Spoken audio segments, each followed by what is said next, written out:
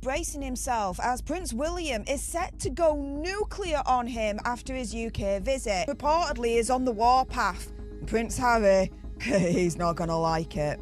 A royal memorial turned into something darker. 20 feet apart, two brothers stood as strangers. William didn't look, didn't pause. He read Harry's name like a gravestone, then walked on. No anger, no outburst, just erasure in its purest form. Harry wasn't ignored, he was deleted. What unfolded wasn't family drama. It was an execution, carried out in silence, witnessed by the world, and designed to make one man cease to exist while still alive. Charles is great. Following their first meeting in 19 months, which was over a cup of tea, and just 55 minutes long. That's all we got from Harry directly.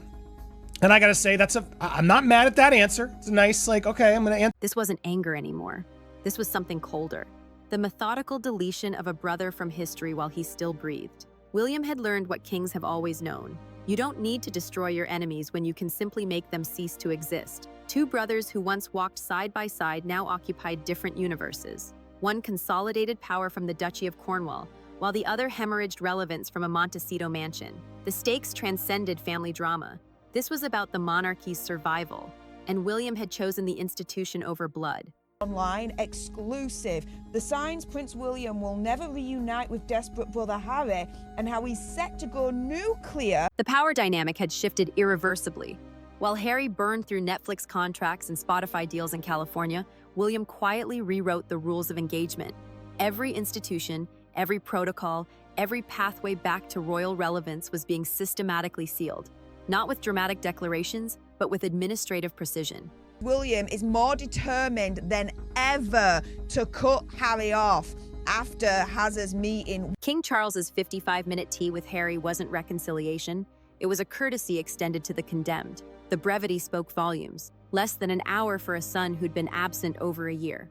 Meanwhile, William orchestrated his schedule to place himself in Cardiff when Harry visited London, ensuring even accidental proximity was impossible. The geography itself became a statement. And Harry, can there be any reconciliation between the brothers? I think it speaks volumes that during this 4-day tour of the UK, while Harry has been over here, William has had an absolutely packed schedule. And indeed, the day that Harry was in London, William was in Cardiff. The turning point arrived not through confrontation, but through absence. William discovered that silence was more devastating than any public condemnation. While Harry's memoir Spare screamed accusations across hundreds of pages, William responded with nothing. The asymmetry was brutal. One brother bleeding publicly, while the other remained untouched. The Commonwealth Summit revealed William's strategy in action. Foreign dignitaries referred to him as the future king, while Harry's name vanished from diplomatic vocabulary. Not banned, not forbidden, just absent. The erasure was so complete that mentioning Harry would have seemed like discussing ancient history. Big problem. He doesn't feel comfortable with this rift being fixed, and I don't think, would have wanted this. William understood something Harry never grasped. In institutional warfare, the loudest voice always loses. Every interview Harry gave, every revelation he shared, every grievance he aired only reinforced his position outside the gates. Meanwhile, William's silence accumulated power like compound interest. The Duchy of Cornwall became William's weapon of choice, not through what he did with it, but through what he prevented. Every financial pathway that might benefit Harry was being quietly restructured, not to punish but to redirect. The money would flow to George, Charlotte, and Louis, skipping the Spare entirely. The systematic deletion accelerated through coordinated absence. Palace events proceeded without acknowledgement of Harry's existence. Royal photographers were instructed to frame shots that suggested completeness without him. Official histories were being subtly revised, not to remove Harry, but to minimize him into footnotes. Media outlets received no briefings about Harry from William's team. Not negative ones, just none at all. The message was clear. This person is not worth discussing. Journalists who asked about reconciliation received blank stares, as if they'd asked about unicorns. The subject had become literally unspeakable. The Sandringham moment crystallized everything. William's refusal to acknowledge Harry's presence wasn't emotional. It was theatrical. Every witness understood they were watching a formal declaration that Harry no longer existed in William's world.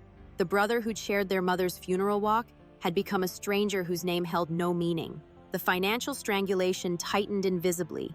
Trust funds that should have been Harry's birthright were being legally restructured for the benefit of working royals and their direct descendants.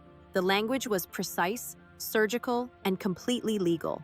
Harry wasn't being disinherited, he was being reclassified out of existence. William's public appearances during Harry's UK visit were masterfully choreographed. Cardiff, Scotland, anywhere but London. The future king was building the nation while his brother haunted empty hotel rooms. The contrast didn't need explanation. Every photograph of William working while Harry waited became evidence of who mattered and who didn't. Even Queen Camilla, who'd initially stayed neutral, aligned with William's strategy. Her influence with Charles was deployed not to attack Harry, but to accelerate William's responsibilities. The more William controlled, the less room existed for Harry's return. It was mathematical, finite space, infinite distance. The cruelest element was the timeline. This wasn't happening quickly enough for Harry to fight it, or slowly enough for him to adapt. It was precisely calibrated to leave him always one step behind, always reacting to changes that had already occurred. William won by never competing. While Harry exhausted himself demanding acknowledgement, William simply withdrew it. The victory was so complete that it didn't require announcement. Everyone could see it in the photographs. William surrounded by future kings and queens, while Harry stood alone in California. The institutional victory was absolute. Every pathway Harry might have used to return had been administratively severed.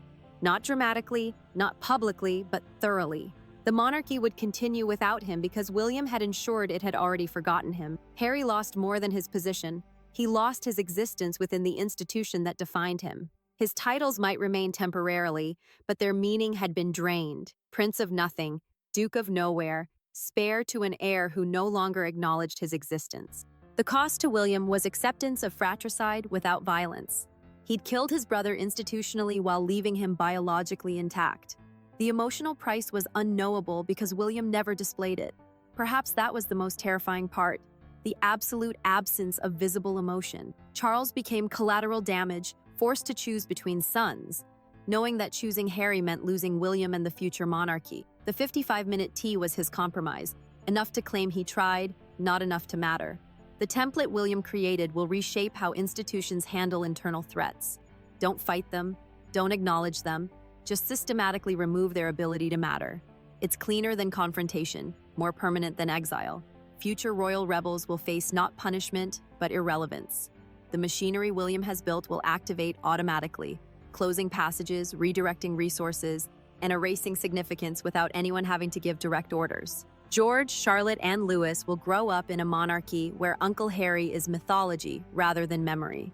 They'll understand that leaving means disappearing, that the institution survives by forgetting those who abandon it. The British establishment has learned that silence is more powerful than scandal.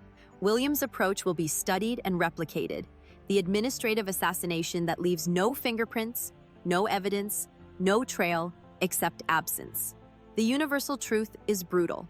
Institutions survive by making individuals disposable. William understood this with clarity that Harry never achieved.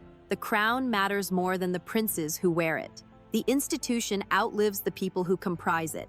In any organization, the moment arrives when someone becomes more threat than asset. The smart response isn't confrontation, it's systematic irrelevance. Make them unnecessary, then invisible, then forgotten. Power doesn't require noise. True control operates through silence, through the spaces between words, through the careful orchestration of absence. William proved that you don't need to win arguments when you can simply make them moot. For anyone navigating institutional power, William's playbook is both template and warning.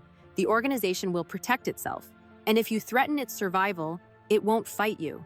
It will erase you. Not dramatically, not vengefully, but completely. The lesson is existential. In the choice between brother and crown, the crown always wins. Not because it's stronger, but because it's permanent. Brothers are temporary. Institutions are forever. And William, the future king, chose forever over family, silence over sentiment, and the brutal mathematics of survival over the messy emotions of blood.